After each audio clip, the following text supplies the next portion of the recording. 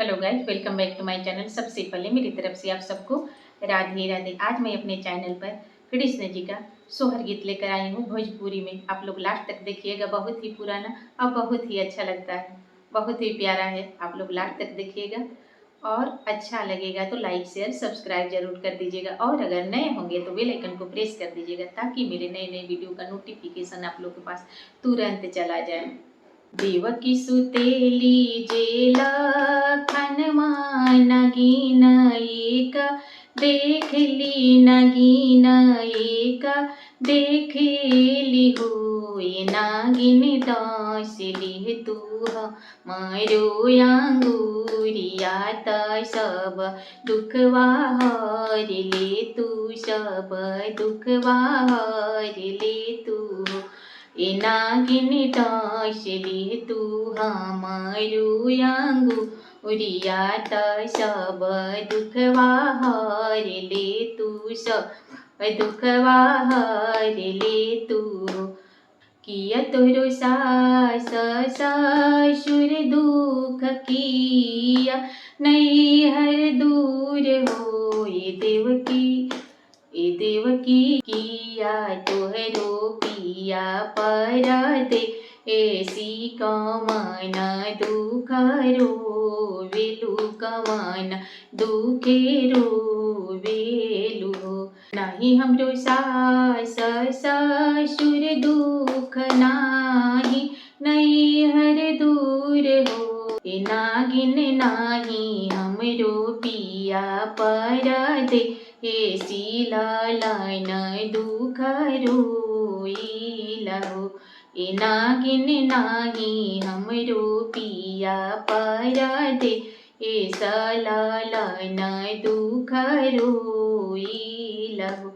नाही हमरो सास ससुर दुख नाही नहीं हर दूर हो नाही हमरो सास ससुर दुख नाही नहीं हर दुख हो ए नागिन नाही हमरो पिया परदेसी ललन दुख रोइला ललन दुख रोइलहो।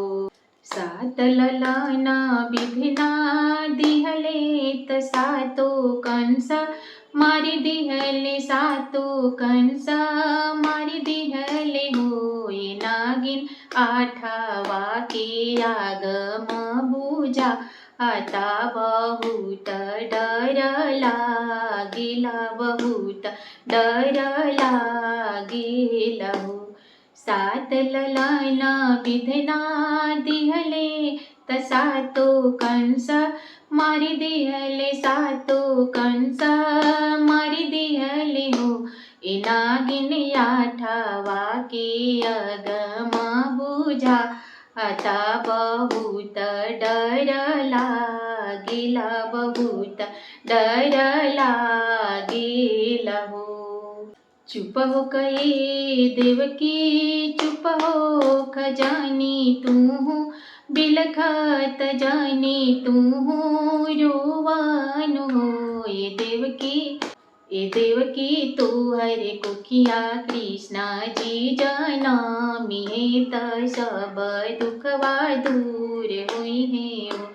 चुप हो कहे देवकी चुप हो खयावरू में चुप हो कहो ये देवकी तो हर कुखिया जन्मे श्री भगवान त सब दुख दूर हुई है।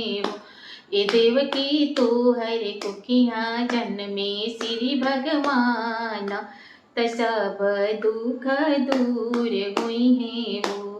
देवकी सुतेली जेला खनवा नगीन एक देखली नगीन एक देखली हो ए नागिन डांसिलन हम रोयंगूरिया त सब दुख दूर हुई है सब दुख दूर हुई है हो। अगर मेरा ये सोहर गीत आप लोग को अच्छा लगा होगा तो प्लीज़ लाइक शेयर सब्सक्राइब जरूर कर दीजिएगा और कमेंट में जय श्री कृष्णा जरूर लिखिएगा। फिर मिलती हूँ अगले वीडियो में अगले सोहर के साथ। तब तक मेरी तरफ से राधे राधे, जय श्री कृष्णा।